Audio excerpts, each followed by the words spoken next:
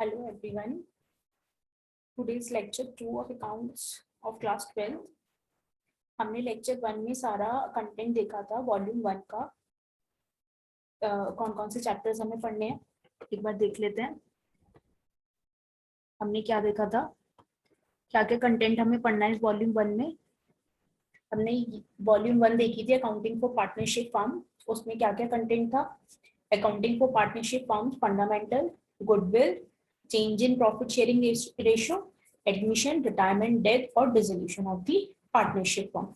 ये हमने 6 चैप्टर्स देखे थे जो हमें वॉल्यूम 1 में पढ़ने हैं। और मैंने ये भी बताया था कि ये चैप्टर एग्जाम में अप्रोक्सीमेट 35 मार्क्स का आता है। आज हम ये वाली वॉल्यूम शुरू करते हैं, जिसमें हम सबसे पहले पढ़ते हैं chapter 1 accounting for partnership firm fundamentals. अब हम इसमें देख लेते हैं कि हमें इसमें क्या क्या पढ़ना है, इस चैप्टर में हमें क्या क्या पढ़ना है। Meaning and definition of partnership, essential features or characteristics of the partnership, rights of the partners, partnership deed, importance of partnership deed, provisions affecting accounting treatment in the absence of the partnership deed, interest on the partner's loan to the firm, distribution of profit among partners, जिसमें हम बनाएंगे profit and loss appropriation account, special aspects of partnership account. Special aspects कौन कौन से हैं? Partners capital account under fixed and fluctuating method. हमें कौन से दो मेथड से करना है ये, fixed method and fluctuating method. Salary और commission to partners, interest on partnership drawing, interest on partners capital, adjustment of incorrect appropriation of profit, past adjustment जैसा कुछ करना है हमें इसमें, पास्ट में कोई जो एडजस्टमेंट कर रखी है उसका इफेक्ट देखना है हमें अगर हमने कुछ इनकरेक्ट कर दिया है तो, और गारंटी ऑफ प्रॉफिट। ठीक है, ये सारे टॉपिक हम इस चैप्टर में कवर करेंगे। पहला क्या है? Meaning and definition of partnership. हम इसमें मीनिंग और डेफिनेशन ऑफ पार्टनरशिप देखेंगे। एग्जाम में क्या होता है, सम टाइम डेफिनेशंस भी पूछ लेते हैं थ्योरी में, कैरेक्टरिस्टिक्स भी पूछ लेते हैं। जो डायरेक्ट क्वेश्चंस हैं, राइट्स, ये सब कुछ एग्जाम में कई बार थ्योरी क्वेश्चन में पूछ ले जाते हैं, तो आप अपनी थ्योरी भी थोड़ा प्रिपेयर करके चलें। यहाँ पे समझा मैं सब दूंगी, समझाना मेरा काम है और लर्न करना आपका काम है। ठीक है, अब सब चीजों को टाइमली लर्न करते चलेंगे। राइट्स ऑफ द पार्टनर्स क्या होते हैं? हर एक पार्टनर का क्या क्या हक होता है। पार्टनरशिप डीड क्या होती है, अभी हम ये भी डिटेल में पढ़ेंगे, डीड क्या होती है। इंपॉर्टेंस भी, प्रोविजंस अफेक्टिंग, एक पार्टनरशिप फॉर्म वो होगी जिसमें पार्टनरशिप डीड होगी, और एक अगर सपोज पार्टनरशिप फॉर्म ऐसी है जिसमें कोई पार्टनरशिप डीड नहीं बनी है, तो उसमें क्या प्रोविजंस आएंगे और क्या चीज अफेक्ट होगी। Interest on partners loan to the firm, हम यहाँ पे लोन पे इंटरेस्ट का पूरा ट्रीटमेंट देखेंगे। Distribution of profit among partners, जितने भी फर्म में पार्टनर हैं, 2, 3, 1, 4, जितने भी पार्टनर्स हैं उन सबके बीच में प्रॉफिट को कैसे डिस्ट्रीब्यूट किया जाएगा, ये हम सीखेंगे। Special aspects of the partnership account, हमने देखा भी कि कैपिटल मेथड के 2 मेथड से करेंगे, फिक्स्ड और फ्लक्चुएटिंग। सैलरी और कमीशन टू पार्टनर्स, मतलब पार्टनरशिप फर्म अपने पार्टनर्स को कितना सैलरी या कितना कमीशन देती है। इंटरेस्ट ऑन पार्टनर्स ड्राइंग हमें पता है क्या होता है, जब भी कोई भी पार्टनर अपने बिजनेस से अपने पर्सनल यूज के लिए जो भी पैसा या फिर गुड्स विड्रॉ करते हैं उसे हम ड्राइंग कहते हैं। तो जब पार्टनर्स ड्राइंग करेंगे तो जितना भी ड्राइंग करा है उन्हें उस पर इंटरेस्ट देना पड़ेगा, किसको? फर्म को। Interest on partners capital, partners ने जो कैपिटल फर्म को दिए तो फर्म को इंटरेस्ट देना होगा पार्टनर्स को। गारंटी ऑफ प्रॉफिट क्या होता है कि गारंटीड इतना अमाउंट ऑफ प्रॉफिट का तो मिलेगा ही मिलेगा पार्टनर्स को। और लास्ट है adjustment of incorrect appropriation of profit, अगर आपने appropriation of profit and loss account में या कहीं पीछे पास्ट एडजस्टमेंट में कोई ऐसी एरर हो गई है जो कि जिसका इफेक्ट आपके P&L में आ रहा है तो उसको ठीक करना सीखेंगे हम। ठीक है, तो ये सारे टॉपिक हमें कवर करने हैं। अब इससे पहले हम एक छोटी सी स्टोरी सुनते हैं। ठीक है, ये है एक पार्टनरशिप फॉर्म। एक छोटा सा बिजनेस है। क्या है ये? Partnership form. ड्राइंग बहुत अच्छी नहीं है मेरी, तो इसलिए कुछ टूटा फूटा हो तो वो एडजस्ट कर लेना। ठीक है, अब यहाँ पे हैं बहुत सारे पार्टनर्स।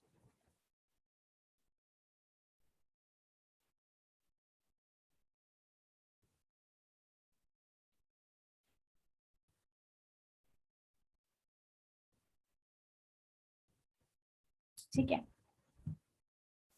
इसका नाम है ए, इसका नाम है बी, इसका नाम है सी और इसका नाम है डी। ठीक है, अब सबसे पहली बात, पार्टनर्स हम इन्हें बोल देते हैं, ये सब क्या है? पार्टनर्स।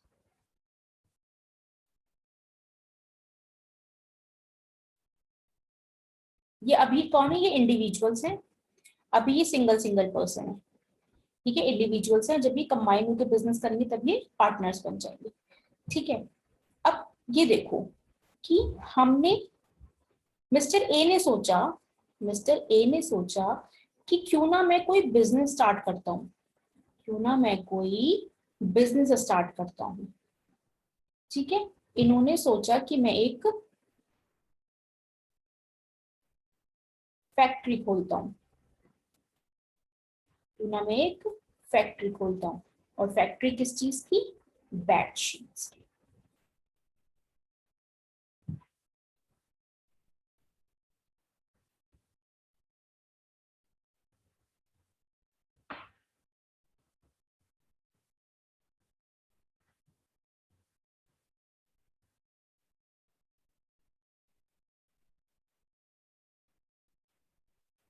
ठीक है, किस चीज की फैक्ट्री खोलता हूँ? बेडशीट की।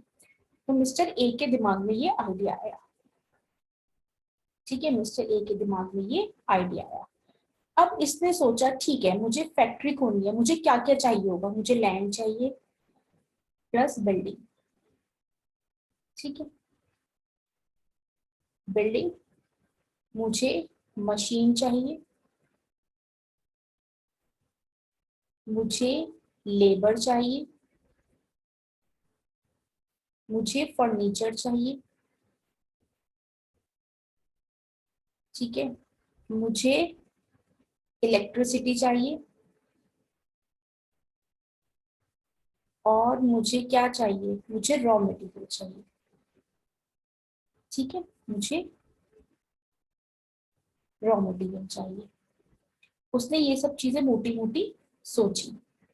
भाई लैंड भी चाहिए जिसके ऊपर वो फैक्ट्री बनाएगा, उसके बाद उसमें मशीन सेटअप करेगा, मशीन चलाने के लिए लेबर चाहिए, ऑफिस में फर्नीचर चाहिए, मशीन चलाने के लिए बिजली की जरूरत पड़ेगी और मशीन रॉ मटेरियल से चलेगी।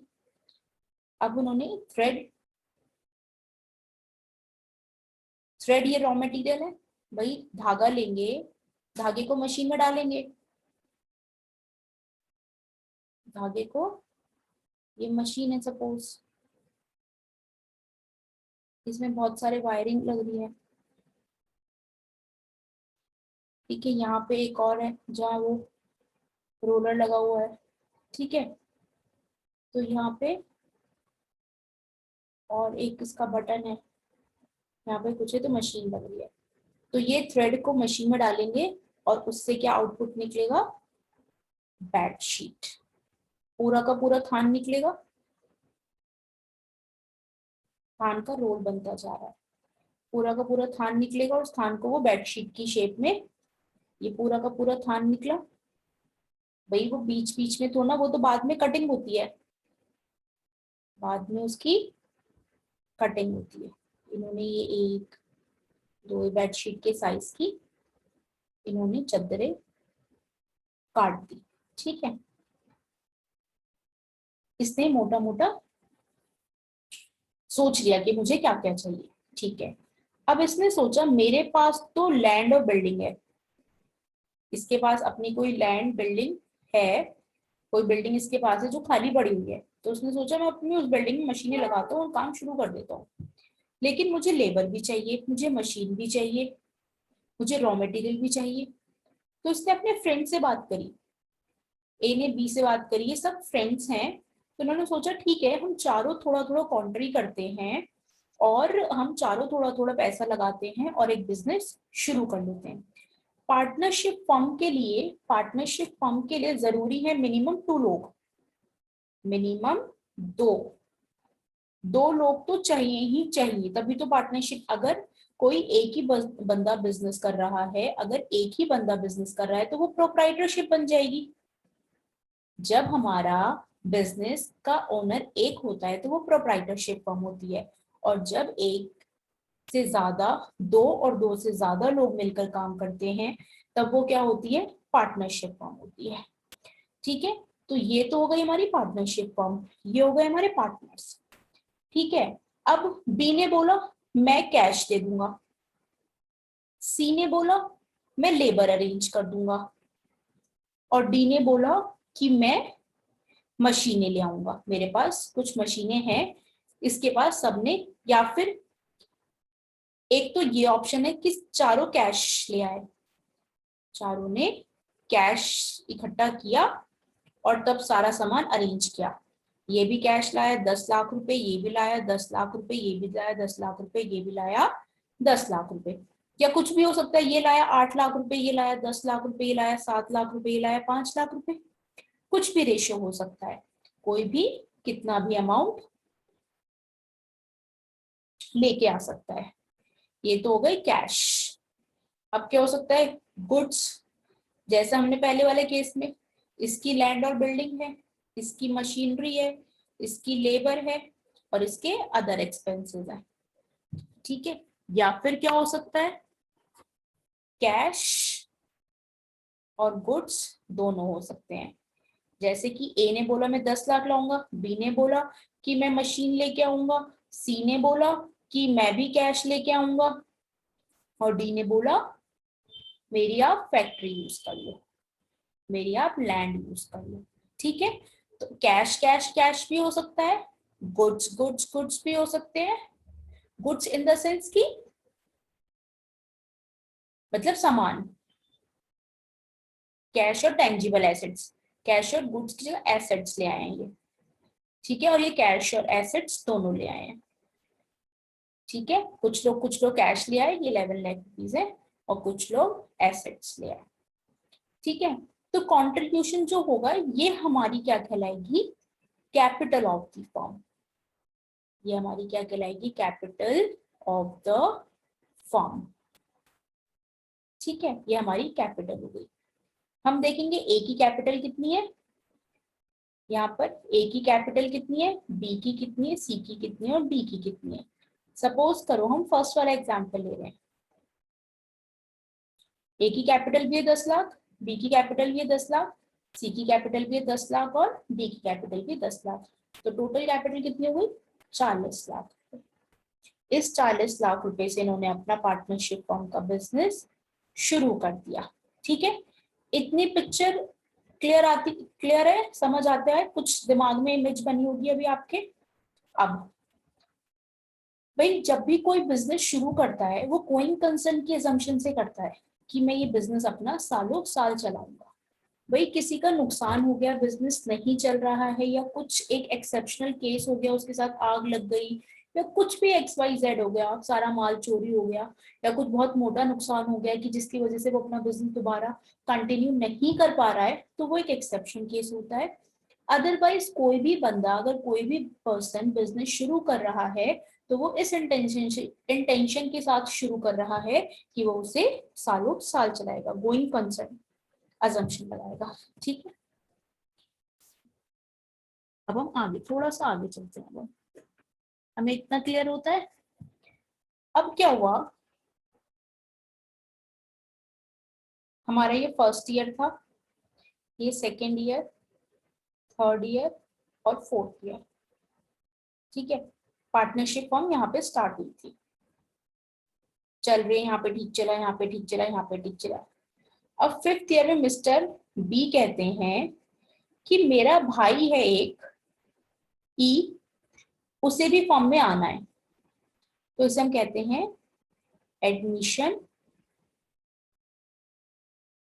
Of partner. मतलब कोई भी न्यू पर्सन, कोई भी न्यू पर्सन आपकी पार्टनरशिप फॉर्म को ज्वाइन करना चाहता है और आप सारे पार्टनर्स रेडी हैं, आप चारों पार्टनर्स रेडी हैं, तभी कोई नया पर्सन आपकी फर्म में आ सकता है। तो जब ये नया पर्सन आएगा तो ये भी कुछ अपने साथ कैपिटल लेके आएगा, ठीक है, या तो कैश या एसेट्स, फिक्स एसेट्स कुछ भी, या कुछ भी लेके आ सकता है, गुड्स से मशीन है, ठीक है, तो इसकी वो कैपिटल हो जाएगी, इसकी वो कैपिटल हो जाएगी, ठीक है जी।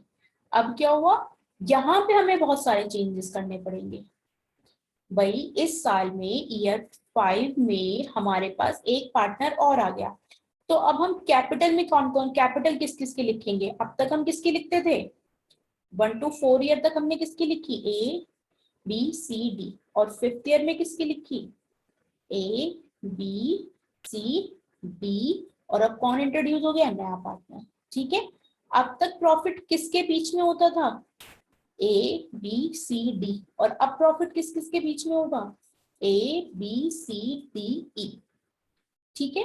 तो यहां पर हम कहते हैं प्रॉफिट शेयरिंग रेशियो चेंज होगा, प्रॉफिट शेयरिंग रेशियो चेंज होगा, क्योंकि एक पर्सन बढ़ गया है।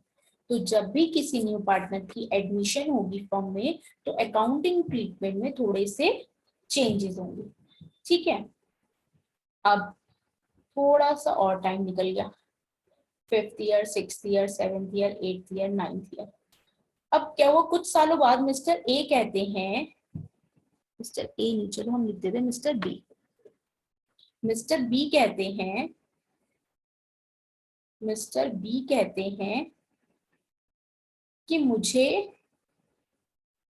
क्या होना है, मुझे ये बिजनेस छोड़ के जाना है, मुझे ये बिजनेस छोड़ के जाना है,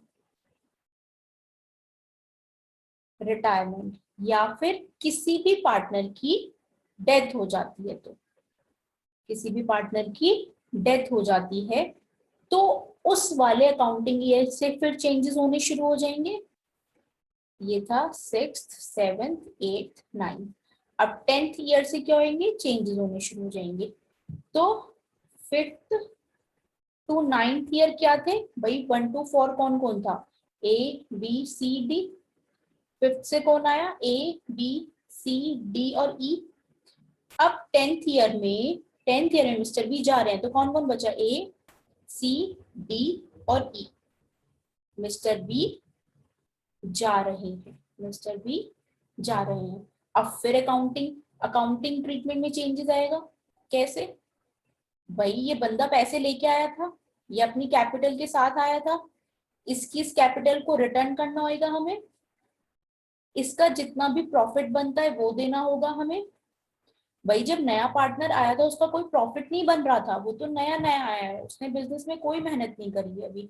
लेकिन मिस्टर बी तो पिछले 9 सालों से इस बिजनेस में पार्टनरशिप फॉर्म में मेहनत कर रहे हैं, काम कर रहे हैं, तो उन्हें उनकी मेहनत के पैसे मिलेंगे, जितने वो कैपिटल लेके आए वो देनी है हमें, उनका जितना प्रॉफिट बनता है वो हमें देना है, हमें इन सबकी ट्रीटमेंट करना होगा, हमें इन सबकी एडजस्टमेंट करनी होगी।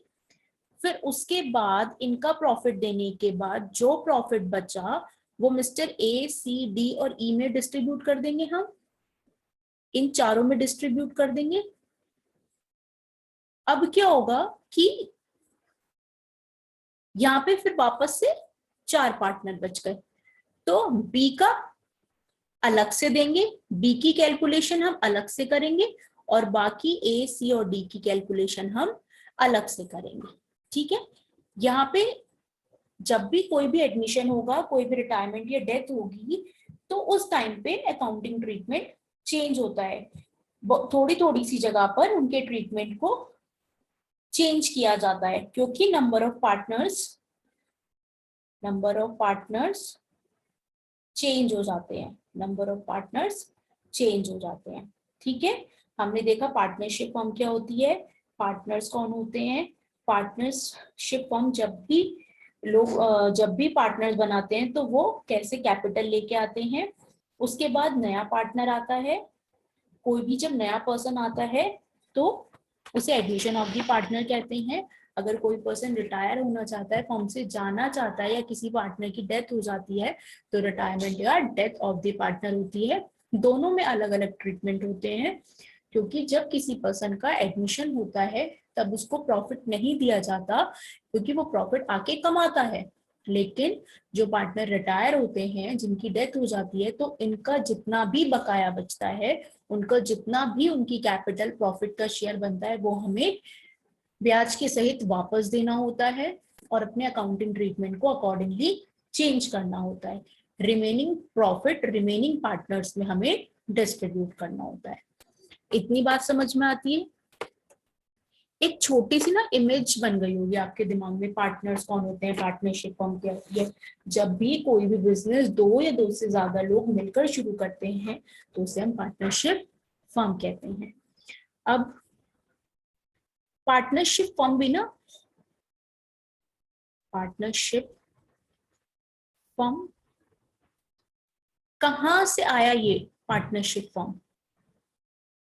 हमारे इंडिया में बहुत सारे एक्ट हैं, जैसे कि आपने सुना होगा income tax act,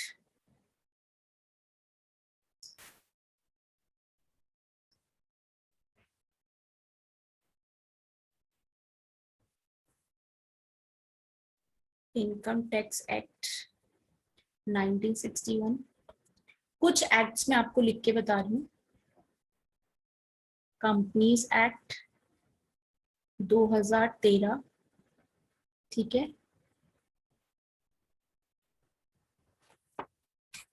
partnership act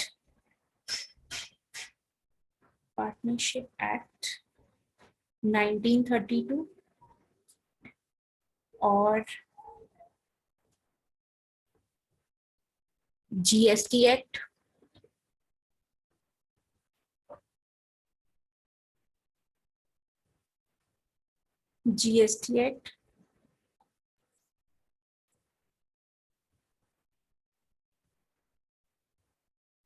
2017। बहुत सारे एक्ट होते हैं, बहुत सारे एक्ट्स होते हैं। तो हम क्या करेंगे, इन एक्ट्स में पार्टनरशिप एक्ट 1932, सॉरी 1932, ठीक है। पार्टनरशिप एक्ट 1932, हमारा इनकम टैक्स होता है 1961, कंपनीज एक्ट होता है 2013, पार्टनरशिप एक्ट होता है 1932, गुड्स एंड सर्विस एक्ट होता है 2017, फेमा एक्ट होता है फॉरेन एक्सचेंज, ठीक है। तो ऐसे ना हमारे इंडिया में बहुत सारे एक्ट्स हैं जो डिफरेंट डिफरेंट कंपनीज पर, डिफरेंट डिफरेंट पीपल्स पर एप्लीकेबल होती है। जैसे इनकम टैक्स एक्ट इंडिविजुअल और कंपनीज दोनों, और पब्लिक कंपनी हो, प्राइवेट कंपनी हो, बॉडी कॉर्पोरेट्स हो, कोई भी हो, उसके ऊपर एप्लीकेबल होता है। अगर कोई भी इंडिविजुअल उसके इनकम टैक्स एक्ट के प्रोविजंस में फॉल करता है तो इनकम टैक्स एक्ट उसके ऊपर एप्लीकेबल होता है। तो हमारा केस क्या है, पार्टनरशिप।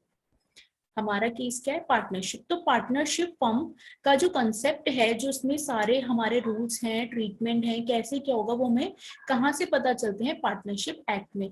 ये सब एक्ट कहाँ, पार्लियामेंट में फाइनल होते हैं, पार्लियामेंट में बनते हैं। पार्टनरशिप एक्ट 1932 में बनाया गया था।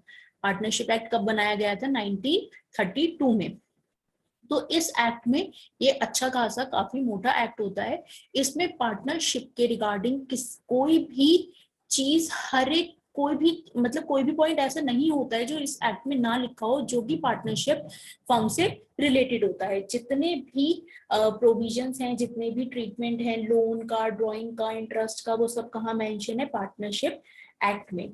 तो पार्टनरशिप फॉर्म कहाँ से पूरा उसका क्रक्स निकलता है? पार्टनरशिप एक्ट से, 1932 से। अब क्या है कि हमें पार्टनरशिप एक्ट जब 1932 आप पढ़ोगे ना, मतलब अभी आपके 12th के सिलेबस में नहीं आता, बाद में ये लॉ के सब्जेक्ट में होते हैं, ये एक्ट हमें लॉ वाले सब्जेक्ट में पढ़ने को मिलते हैं। तो जब हम पार्टनरशिप एक्ट थ्योरी में पढ़ेंगे ना, तो आपको जो थ्योरी वाले प्रोविजंस हैं हम सब एक्ट में पढ़ते हैं, और जितना भी उसको प्रैक्टिकल करना होता है कि उसकी अकाउंटिंग ट्रीटमेंट कैसे होती है, वो सब हम यहाँ अकाउंट्स में पढ़ते हैं। तो अब आपको समझ आया होगा पार्टनरशिप कहाँ से आया है? Partnership act 1932। और पार्टनरशिप फर्म की अकाउंटिंग हम कहाँ पे करेंगे? अकाउंट्स में करेंगे। तो अब क्या है कि जब हमारी पार्टनरशिप फर्म बन जाती है, ठीक है, तो ये दो टाइप की होती है, with partnership deed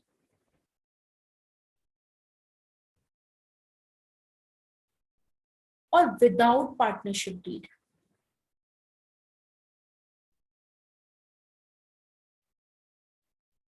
without partnership deed. जब पार्टनरशिप डीड बनती है, पार्टनरशिप डीड क्या होती है? एक डॉक्यूमेंट होता है ये, जिसमें एक स्टैम्प पेपर पर, यहाँ पे ये स्टैम्प पेपर है, ठीक है, तो यहाँ पे ना सब लिखा होता है। अब आप पूछोगे कि मैम यहाँ क्या लिखा होता है, अभी डिस्कस करते हैं। और यहाँ पे ऐसा कुछ नहीं होता है। तो जब हमारी फर्म पार्टनरशिप डीड के हिसाब से बनती है, तब उस डीड में लिखा होता है कि कौन कौन पार्टनर है, ठीक है। जब भी कोई एडमिशन होता है, डीड में चेंजेस होते हैं। जब भी कोई रिटायरमेंट होती है, डीड में चेंजेस होते हैं, ठीक है। तो अब जब हमारी डीड होती है, उसमें सब कुछ मेंशन होता है। उसमें सब कुछ मेंशन होता है। क्या मेंशन होता है? कौन कौन पार्टनर है, उसमें लिखी होती है कौन कौन पार्टनर हैं, कैपिटल कितना लेके आ रहे हैं सब, हर एक पार्टनर कितना कैपिटल लेके आया है, हर एक पार्टनर कितनी कैपिटल लेके आया है। थर्ड पॉइंट क्या? कि उनकी कौन सा वर्किंग पार्टनर है और कौन साइलेंट पार्टनर है, ठीक है। उसमें लिखा होता है कि सारे पार्टनर का प्रॉफिट शेयरिंग रेशियो क्या होगा, सारे पार्टनर्स का प्रॉफिट शेयरिंग रेशियो क्या होगा, इंटरेस्ट ऑन कैपिटल कितना होगा और इंटरेस्ट ऑन ड्राइंग कितना होगा। मतलब एक एक चीज पार्टनरशिप डीड में लिखी होती है, और इस पार्टनरशिप डीड को बाद में सारे पार्टनर साइन करते हैं कि हाँ, हम लोगों ने जो भी पार्टनरशिप डीड में लिखा है, हम सब लोग उस बात को मानते हैं और अपना बिजनेस इस पार्टनरशिप डीड के हिसाब से चलाएंगे। इससे क्या होगा? कोई भी पार्टनर किसी भी चीज के लिए लड़ाई नहीं करेगा। जब फर्म ने लिखा है कि आपका प्रॉफिट शेयरिंग रेशियो इक्वल है, सपोज करो 10,000 का प्रॉफिट हुआ, तो 12,000 कर देते हैं, तो 3,000 इंटू 4, हर एक पार्टनर को 3,000 का ही प्रॉफिट मिलेगा। जब हम जो भी प्रॉफिट शेयरिंग रेशियो लिखा है पार्टनरशिप डीड में, सारे पार्टनर्स को उसी रेशियो में प्रॉफिट डिस्ट्रीब्यूट किया जाएगा।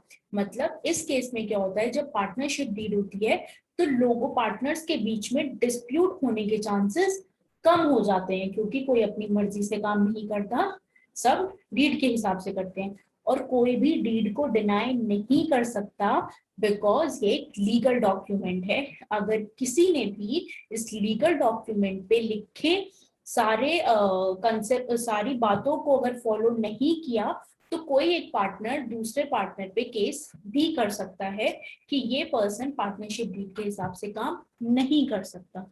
तो इन सब चीजों के सारे जो प्रोविजंस हैं, सारे भी जो इन सब चीजों के सॉल्यूशन और डिस्प्यूट में कौन क्या कर सकता है, किसके ऊपर कितने की लायबिलिटी लग सकती है, तो वो सब पार्टनरशिप एक्ट 1932 में लिखा हुआ है। तो ये तो हो गई पार्टनरशिप डीड की बात। समझ आया पार्टनरशिप डीड क्या होता है? पार्टनरशिप डीड एक लीगल डॉक्यूमेंट होता है जिसमें सब चीज मेंशन होती हैं। पार्टनरशिप फर्म का नाम क्या है, उसमें कितने पार्टनर हैं, पार्टनर्स का नाम क्या है, हर एक पार्टनर कितने की कैपिटल लेके आया है, उनके बीच का प्रॉफिट शेयरिंग रेशियो कितना है, उनको किस रेट से इंटरेस्ट दिया जाएगा, पार्टनर्स किस रेट से इंटरेस्ट देंगे, और कौन वर्किंग पार्टनर है और कौन साइलेंट पार्टनर है। तो ये सारी जितनी भी जरूरी चीजें हैं जो एक लीगल डॉक्यूमेंट पे लिखी होनी चाहिए, वो पार्टनरशिप डीड पे लिख देते हैं। पार्टनरशिप डीड कोई भी बना देता है, किसी लॉयर, कोई लॉयर भी, कोई वकील लॉयर भी बना देता है और कोई चार्टर्ड अकाउंटेंट भी बना देते हैं। इसकी प्रॉपर इनकॉर्पोरेशन होती है, फॉर्म भरे जाते हैं। मैं इनकॉर्पोरेशन का थोड़ा सा प्रोसीजर बता देती हूँ। हमारी सरकार ने कुछ फॉर्म डिसाइड किए हुए हैं कि अगर आपको कंपनी बनानी है तो ये फॉर्म फिल करना है, प्रोप्राइटरशिप बनानी है तो ये फॉर्म फिल करना है, और पार्टनरशिप फॉर्म बनानी है तो ये फॉर्म फिल करना है। तो ये लोग पार्टनरशिप फॉर्म बना रहे हैं, तो लॉयर या इनका जो सीए है, जो भी है, जिसके पास भी ये लोग गए हैं, तो वो उनका फॉर्म फिल करेगा। उस फॉर्म में उनकी सारी बेसिक डिटेल्स, उनका नाम, एड्रेस, और उनका सेकंड एड्रेस, उनकी फोटो, सब चीज लेके पूरा फॉर्म भर के, सारी 10 नंबर, डिन नंबर, जो भी इन्हें चाहिए होता है, कुछ नंबर्स की रिक्वायरमेंट होती है, वो सब उन्हें फिल कर देते हैं। स्टैम्प पेपर पे पार्टनरशिप डीड बनाते हैं, सारे पार्टनर्स के साइन कराते हैं, और उसके बाद वो सारे डॉक्यूमेंट गवर्नमेंट की साइट पर, पार्टनरशिप फॉर्म सबमिट करने की एक साइट बनी हुई है, सारे फॉर्म वहां पे अपलोड कर देते हैं। अपने बिजनेस का नाम, भाई बिजनेस का नाम भी कुछ रखना होता है, XYZ फर्म या ABCDE फर्म, या कुछ भी जो भी इनका बिजनेस का नाम है वो भी मेंशन किया जाता है। तब फिर जब सारे डॉक्यूमेंट सबमिट कर दिए जाते हैं, तो वहां पे साइट पे सबमिट कर दिए जाते हैं, तो वो लोग चेक करते हैं कि सारी डिटेल सही है, नहीं गलत तो नहीं है, कुछ क्रॉस वेरीफाई करते हैं, और फिर उन्हें अप्रूवल मिल जाती है। जिस दिन से अप्रूवल मिल जाती है उस दिन से वो अपना बिजनेस शुरू कर सकते हैं।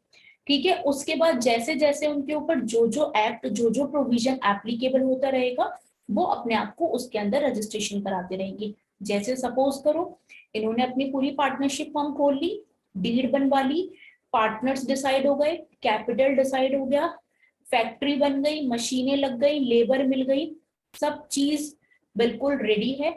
अब इनके ऊपर अभी जो जो प्रोविजन एप्लीकेबल है, जैसे पार्टनरशिप एक्ट के एप्लीकेबल होते हैं, वो इन्होंने अप्लाई कर लिया। सपोज करो इनकम टैक्स एक्ट का कोई प्रोविजन लगता है तो उन्हें उसकी कंप्लायंस को पूरा करना है, और पार्टनरशिप एक्ट के कोई और फर्दर प्रोविजंस अप्लाई होते हैं तो उन्हें, इन लोगों को उनसे कंप्लाई करना है। और सपोज जैसे हमारा GST वगैरह लगना शुरू हो जाता है, अगर ये बाहर सामान बेचते हैं कस्टम लगना शुरू हो जाता है, तो बहुत सारे प्रोविजंस, कस्टम एक्ट होता है, तो बहुत सारे प्रोविजंस इनके ऊपर, जो भी इनका बिजनेस है उसको देखकर जो भी एक्ट इनके ऊपर लगना है, जो भी प्रोविजन लगना है, वो इनके सीए या इनके लॉयर इन्हें बता देंगे। और अब इन पार्टनर्स की रिस्पॉन्सिबिलिटी है कि वो सारी कंप्लायंस को पूरा करते हुए अपने बिजनेस को कंटिन्यू करें। कंप्लायंस पूरा करना इसलिए जरूरी है क्योंकि गवर्नमेंट ने बोला है। अगर आपने कंप्लायंस पूरा नहीं किया और गवर्नमेंट ने आपको पकड़ लिया तो आपको के ऊपर लग जाएगी पेनल्टी। ठीक है, इतना समझ में आता है? अब तक हमने क्या पढ़ा? पार्टनरशिप फर्म क्या होती है, पार्टनर्स क्या होते हैं, कैपिटल क्या होती है, कैपिटल कैश और एसेट्स दोनों हो सकती है। उसके बाद एडमिशन होता है पार्टनर्स का, रिटायरमेंट होती है, डेथ हो जाती है, प्रॉफिट शेयरिंग रेशियो चेंज होता है, interest on capital, interest on drawing, क्या लीगल कंप्लाइंस है, कैसे पार्टनरशिप फर्म इनकॉर्पोरेट होती है, क्या क्या फॉर्मेलिटीज पूरी करनी होती है, ये सब हमने मोटा मोटा देख लिया। गाइस, ये सब बताने का मेरा मोटिव ये है कि आपके दिमाग में एक छोटी सी इमेज बन जाए कि ये होता क्या है, हम पढ़ने क्या वाले हैं, हमें करना क्या है, हम किस चीज को पढ़ रहे हैं। ठीक है, आपने अपने आसपास भी कहीं ना कहीं जरूर देखा होगा कि 2 या 3 लोग मिलके काम कर रहे हैं, 2 या 3 लोग मिलकर काम कर रहे हैं, तो उन्हें क्या कहते हैं, पार्टनरशिप। ठीक है, अब दूसरा टॉपिक आता है विदाउट पार्टनरशिप डीड। मतलब सपोज करो कोई छोटी सी पार्टनरशिप फॉर्म है, बहुत छोटा सा उसका कैपिटल है, तो उन्होंने डीड वगैरह नहीं बनाई। अभी उन्हें जरूरत नहीं लगती कि हमें इतनी ज्यादा लीगल कंप्लाइंस को पूरा करने की जरूरत है, हम डीड नहीं बनाते हैं, तो उसमें भी पार्टनरशिप एक्ट में उन लोगों के लिए भी पार्टनरशिप एक्ट में कुछ प्रोविजंस दिए हुए हैं कि अगर जो लोग बिना डीड के अपनी पार्टनरशिप फॉर्म बनाना चाहते हैं तो उनके ऊपर भी कुछ प्रोविजंस एप्लीकेबल हैं, ताकि उन लोगों के बीच में भी लड़ाइयां ना हो, कोई डिस्प्यूट ना हो, कोई प्रॉब्लम्स क्रिएट ना हो, वो लोग भी अपना बिजनेस स्मूथली कर सके। किसी भी चीज को करने के लिए नियम कानून होना जरूरी होता है, तो जब भी कोई business, companies, proprietor, partnership, body, corporate, artificial मतलब आर्टिफिशियल कोई भी एक इमेज, जैसे ये हमारा होता है ना, बिजनेस अलग होता है, बिजनेस का ओनर अलग होता है, तो हम उसे क्या कहते हैं, आर्टिफिशियल पर्सन। ठीक है, तो आर्टिफिशियल पर्सन की बनाकर गवर्नमेंट ने बहुत सारे रूल्स, बहुत सारी रेगुलेशंस बनाई हुई हैं, ताकि लोग अपने बिजनेस स्मूथली कर सके, लोगों के बीच में डिस्प्यूट ना हो और कोई भी कंफ्यूजन ना हो, सारी चीजें एज पर द लॉ के रिक्वायरमेंट के हिसाब से होती जाए। आई होप आप सबको समझ आ गया। हाँ, यहाँ पे जो प्रोविजन है वो जब हम आगे पढ़ेंगे तब, विदाउट पार्टनरशिप डीड के कुछ प्रोविजंस हैं वो जब हम ये इस वाले टॉपिक पे आएंगे तब कवर करेंगे। अभी सिर्फ एक मोटा मोटा आपको इमेज बनाई है मैंने। ठीक है, अब हम बुक पे आ जाते हैं। पहला टॉपिक है meaning and definition of partnership. I hope अब तक आपको यहाँ तक समझ आया होगा। प्लीज अगर कोई भी चीज नहीं समझ आई है, कहीं पे भी कोई डाउट है, कोई टर्म समझ नहीं आया, तो आप प्लीज मेरे को कमेंट करके बताइए, ताकि मैं आपका डाउट यहीं पे क्लियर कर दूं। हम बुक से पढ़ते हैं। आपके पास जो भी बुक है आप उससे पढ़िए, बिकॉज बुक के भले ही राइटर अलग हो सकते हैं, लेकिन बुक के अंदर का कंटेंट सेम है पूरे ऑल ओवर द 12th। आपका सिलेबस तो सेम ही है, बुक अलग है तो कोई बात नहीं, कोई दिक्कत नहीं है आपके, लेकिन कंसेप्ट सबके सेम है, चैप्टर सब में सेम है। ठीक है, आता है आपका meaning and definition of partnership. Partnership is an association between two or more persons who agree to do business, share its profit and loss. Partnership एक एसोसिएशन है दो और दो लोगों से ज्यादा के बीच में, जो लोग एक साथ बिजनेस करने के लिए तैयार हो जाते हैं और अपना profit and share loss share करने के लिए रेडी होते हैं। The partners act as both as agent and principal of the firm. Partner कैसे एक्ट, एजेंट के जैसे भी एक्ट कर सकते हैं और प्रिंसिपल ऑफ द फर्म के जैसे भी एक्ट कर सकते हैं। Partnership is defined by Indian Partnership Act 1932, Section 4 as follows. Partnership act 1932 के सेक्शन 4 के हिसाब से 4 में पार्टनरशिप को डिफाइन किया हुआ है। तो what is the definition? Partnership is the relation between persons who have agreed to share the profit of a business carried on by all or any of them acting for all। ये क्या कह रहा है? Partnership एक ऐसी relation है लोगों के बीच में जो एग्री हो जाते हैं profit of the profit and loss, business के प्रॉफिट एंड लॉस को शेयर करने के लिए, जो कि बिजनेस सारे पार्टनर द्वारा चलाया जा रहा है या फिर कोई एक या दो बंदे चला रहे हैं बाकी सबके बिहाफ पर, बाकी सबके बिहाफ पर। Suppose A B C D ये पार्टनर है, तो ए और बी तो सारा काम मैनेज कर रहे हैं और ये दोनों जो काम मैनेज कर रहे हैं ना, सीओडी के बिहाफ पर भी मैनेज कर रहे हैं, सीओडी के बिहाफ पर भी मैनेज कर रहे हैं। सपोज करो सीओडी ने पैसा लगाया, सीओडी के पास कई बिजनेस हैं और एबी के पास एक भी बिजनेस नहीं था, लेकिन ये चारों फ्रेंड्स हैं। तो एबी ने बोला कि भाई हम भी कोई बिजनेस करना चाहते हैं लेकिन हमारे पास पैसे नहीं है। सीओडी ने कहा हमारे पास तो पैसे हैं लेकिन हमारे पास टाइम नहीं है, हमारे पास टाइम नहीं है, हमारे पास मनी है। तो ए और बी कहते हैं हमारे पास टाइम है बट हमारे पास मनी नहीं है। तो सी और डी ने कहा ठीक है, तुम मनी मुझसे ले लो, मनी मुझसे ले लो और काम तुम कर दो, काम तुम कर लो। तो ए और बी क्या कर रहे हैं, ए और बी ने क्या करा, सी और डी चारों ने मिलकर बिजनेस शुरू किया। सी और डी ने पैसा लगाया, ए और बी ने काम करा, लेकिन चारों ने मिलके किया। तो ए और बी क्या कर रहे हैं, सी और डी के बिहाफ पे भी काम कर रहे हैं। तो सी और डी ने केवल पैसा लगाया लेकिन काम सारा कौन देख रहे हैं, ए और बी देख रहे हैं। ठीक है, ऐसे वाले केस भी हो सकते हैं। देखो भाई केस कुछ भी हो सकता है, 5 पार्टनर भी हो सकते हैं, 10 भी हो सकते हैं, 20 भी हो सकते हैं। कुछ लोग पैसा लगा रहे हैं, कुछ लोग एसेट्स ला रहे हैं, कुछ लोग केवल काम कर रहे हैं, उनके पास कुछ है ही नहीं पैसा लगाने के लिए, वो कह रहे हैं हम मेहनत कर सकते हैं। तो उसमें पार्टनरशिप, जो लोग पार्टनर्स हैं उनके बीच में जो भी बॉन्डिंग है, उनके बीच में जो भी एग्रीमेंट हुआ है उसके हिसाब से पार्टनरशिप फर्म बन जाती है।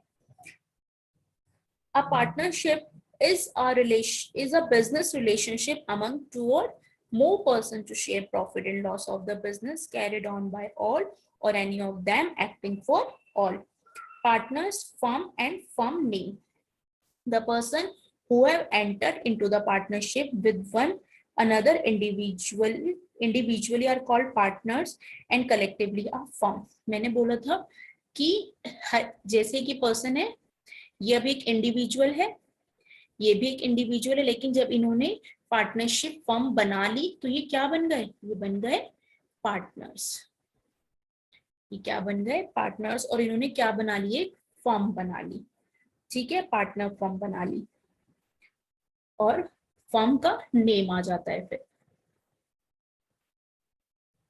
फर्म का नेम आ जाता है। सपोज ये का नाम क्या है, कुछ भी यार, मतलब नाम अपने बिजनेस का कोई कुछ भी रख लेता है, जैसे हमने कर दिया ABC and firm, ABC firm. ठीक है, तो वो कुछ भी अपने बिजनेस का नाम रख सकते हैं। ठीक है, तो the name under which the business is carried is called firm name. जिस नाम के अंदर बिजनेस चलता है उसे हम क्या कहते हैं, फर्म नेम कहते हैं। ठीक है, उसे हम फर्म नेम कहते हैं। नेचर ऑफ पार्टनरशिप, पार्टनरशिप का नेचर क्या होता है, अगला टॉपिक इसमें ये है, nature of partnership.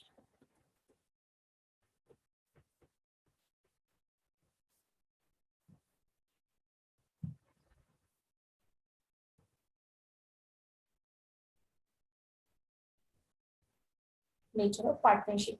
Partnership is a separate business entity from the accounting viewpoint. Accounting viewpoint से partners अलग होते हैं और partnership firm अलग होती है। ये अपनी एक सेपरेट एंटिटी होती है, सेपरेट बिजनेस एंटिटी होती है। ये पार्टनर्स अलग होते हैं अकाउंटिंग ट्रीटमेंट के हिसाब से। बिजनेस अलग होता है, बिजनेस के मालिक अलग होते हैं। ये आपने 11th में भी पढ़ा होगा। ठीक है, however from the legal point of view, partnership firm is not a separate legal entity for its partner. अगर हम अकाउंटिंग की बात करें, अगर हम अकाउंटिंग की बात करें तो ये सेपरेट है।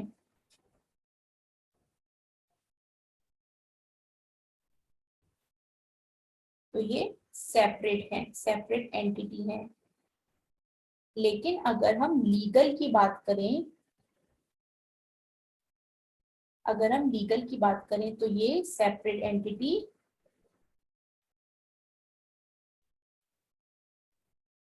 नहीं है, ये सेपरेट एंटिटी नहीं है। Thus legally partners and business are not separate from another. ये एक दूसरे से अलग नहीं है।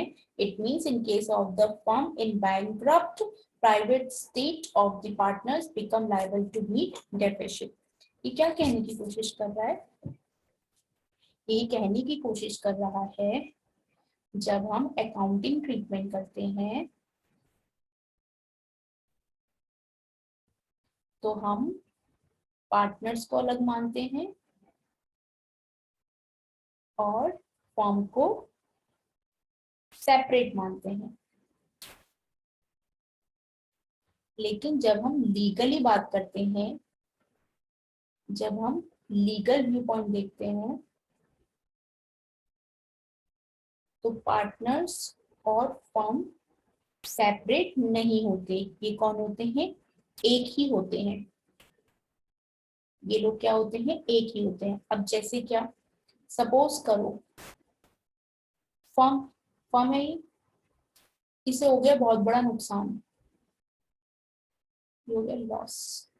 इसने गवर्नमेंट के टैक्स पे नहीं किए।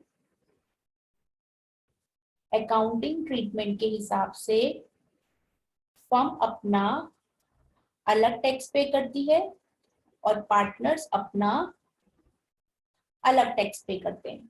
ठीक है, अकाउंटिंग ट्रीटमेंट में के हिसाब से फर्म अपना अलग टैक्स पे करती है और पार्टनर्स अपना अलग टैक्स पे करते हैं, क्योंकि इसमें तो फर्म की आईटीआर जाती है, इसमें फर्म की आईटीआर जाती है और यहाँ पार्टनर अपनी एज अ इंडिविजुअल अपनी आईटीआर भेजते हैं। सपोज करो फर्म को हो गया लॉस, इसने नहीं दिया टैक्स, टैक्स बनता था, टैक्स बनता था लेकिन नहीं दिया, तो यहाँ पे फर्म ने क्या करा? डिस्प्यूट। तो यहाँ पे सरकार क्या बोलेगी? अरे भाई पार्टनर्स तुम लोग आ जाओ पोक्चे में। अब कौन पार्टनर्स, कौन पे करेगा ये ड्यूज? पार्टनर्स पे करेंगे। कौन पे करेगा? पार्टनर्स पे करेंगे। ठीक है, तो लीगली लीगल के हिसाब से क्या होता है? ये दोनों एक होते हैं। ठीक है, और अकाउंटिंग ट्रीटमेंट के हिसाब से दोनों अलग अलग होते हैं। जितनी भी डेफिशिट होती है फर्म में, वो कौन पे करता है? जितना भी फर्म को नुकसान हुआ या कोई भी लायबिलिटी जो फर्म को पे करनी थी और वो नहीं पे कर पाते हैं, तो कौन पे करेगा? पार्टनर्स पे करेंगे। ठीक है, आज के लिए इतना ही रखते हैं। आप इतना पढ़ना, समझने की कोशिश करना, आगे का हम नेक्स्ट क्लास में कंटिन्यू करेंगे। Okay, thank you, bye bye.